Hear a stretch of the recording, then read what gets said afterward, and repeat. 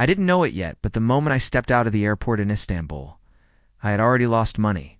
Not because someone stole from me, not because I was naive, but because I fell for the scam thousands of tourists fall for, and almost nobody talks about it.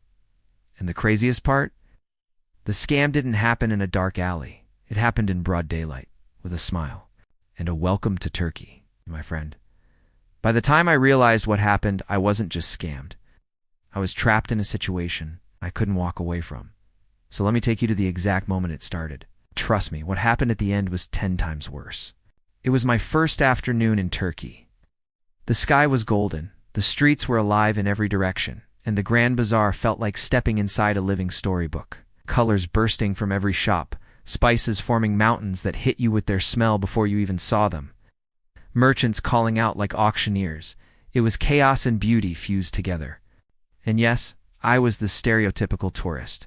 Camera hanging, phone in hand, maps open, turning in circles trying to figure out whether that alley led to a viewpoint or a dead end. And that's when it happened. A well-dressed man, polished shoes, designer watch, the kind of smile that puts you at ease, lightly tapped my shoulder. "You look lost, can I help?" That one sentence is powerful. Because when you read thousands of miles from home surrounded by languages you Dan T speak signs, you can T read and faces you Dan T know, the person who speaks your language feels like the safest thing in the world.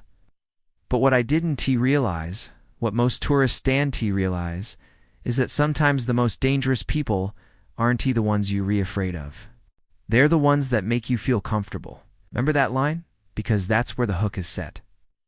I didn't know it yet, but I had just stepped into a story that was already written, and I wasn't the one holding the pen. He wasn't pushy. He didn't ask for money. He didn't try to sell me anything. He asked where I was from, smiled big, and immediately said his cousin lived there, which now I'm almost certain was a line he used every single day. He cracked jokes. He complimented my camera. He talked about football, food, travel, all the universal things strangers bond over fast. The kind of charm that makes you drop every defense without even realizing it. Time passed so casually that I stopped paying attention to where we were standing. Just when I thought the conversation was wrapping up, he pointed down a side street and said, "Come, I'll show you a hidden viewpoint for the perfect photo." Most tourists never find it. And here's the thing, the sentence is engineered to work on every traveler. Hidden, exclusive, locals only. It taps straight into curiosity and ego at the same time. Because who doesn't want to feel like they discovered something others missed? So I said yes. Of course I said yes. Most tourists unknowingly do. And nothing felt strange yet. In fact, it felt like I just got lucky. Like I met a friendly local who was excited to show off his city. But if you're thinking that was the scam, it wasn't. That walk wasn't the trap. It was the breadcrumb trail. Setup that felt natural, normal, and harmless. Because the best scams don't start with danger. They start with trust. This one was about to get much more interesting. He walked me through narrow streets, turning corners I wouldn't remember if I tried. We were still talking about life, work, travel, just casual enough to keep my guard down, just personal enough to feel friendly. Then we stopped outside a small café I never would have noticed on my own. No sign. No tourists, just a few tiny tables and an older man wiping glasses behind the counter.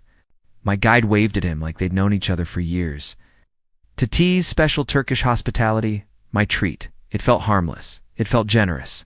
It felt like the moment you tell your friends back home, "See, there are good people everywhere." We sat, he talked more. I nodded, laughed, took a sip. I was thinking about the photo viewpoint he promised. I wasn't thinking about the bill. Why would I be? He said it was his treat. But then the energy shifted. A waiter walked over and set a tiny folded piece of receipt paper on the table. I unfolded it casually. There it was. 2 teas, $50. I laughed, because it had to be a mistake. No tea on earth costs $50. Even the Queen probably paid less. But the laughable price wasn't the real problem. The real problem was everything that happened next. The tone, the faces, and the sudden realization that I wasn't meant to find this funny. When I questioned the bill, the smiles disappeared. The man who led me there leaned back in his chair, arms crossed, eyes cold, as if the friendly version of him had never existed, and the cafe suddenly felt smaller. 2 men stepped from the back room, not saying a word, just standing close enough to make their presence clear. No knives, no shouting, no movie-style threats. Just a stare, unbroken, like they were waiting to see how much fear costs. My guide's voice changed, calm, but sharp enough to cut. You enjoyed the tea? In situations like this, you do the math fast. $50. Or the unknown. You don't pay for the tea, you pay for the exit. So I opened my wallet, and watched his friendly smile switch back on like someone flipping a light. But the real lesson wasn't losing money. It was discovering what that payment actually bought me. That night, back in my hotel room, curiosity replaced panic. I typed a few words into the search bar. And suddenly, dozens of forums lit up like a warning flare. Different tourists, different years. Same cafe, same handshake, same script. The jokes. The cousin who lives near you. The surprise invitation. The tea. Always the tea. It wasn't coincidence. It wasn't bad luck. It was choreography. A routine practiced thousands of times, perfected, because travelers keep falling for it. And that's when it hit me, the most successful scams don't chase you, they make you feel chosen. Some scams look like help. Some look like hospitality. Some look like friendship. And that's exactly why they work. So here's what I wish someone told me before I landed in Turkey. Honestly, before traveling anywhere. First, if someone approaches you, not the other way around, and they offer help, a tour, directions, a photo spot, assume there is a financial motive behind the smile.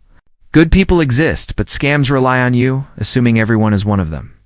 Second, never accept anything labeled as free. Free drinks, free gifts, free bracelets, free tea. Because nothing handed to you on the street stays free for long. You're not accepting a gift, you're accepting a bill that comes later. Third, trust the feeling before the explanation. If something feels off, if you suddenly feel pressured, pushed to decide, or too embarrassed to say no, that is the scam. Real hospitality doesn't hurry you. Real kindness doesn't demand your wallet. And real friends don't trap you in a chair, block the door, or change their smile when you ask a question. And the hardest lesson of travel is this: not every danger looks dangerous. Sometimes it looks helpful, warm, friendly, but awareness, that's your real passport. It doesn't stop you from seeing the world, it lets you see more of it safely. But here's the part that shocked me the most. That wasn't even the craziest scam I saw on that trip. Because what happened next didn't happen in a hidden alley, or a small cafe, or some backstreet market. It happened right outside the most famous landmark in the country in broad daylight. Surrounded by thousands of tourists, and almost none of them realized they were being set up. If this story surprised you, if it made you think twice, then you need to watch my next video. Click it, because if you ever plan to travel, knowing this trick doesn't just save money. It might save your entire trip,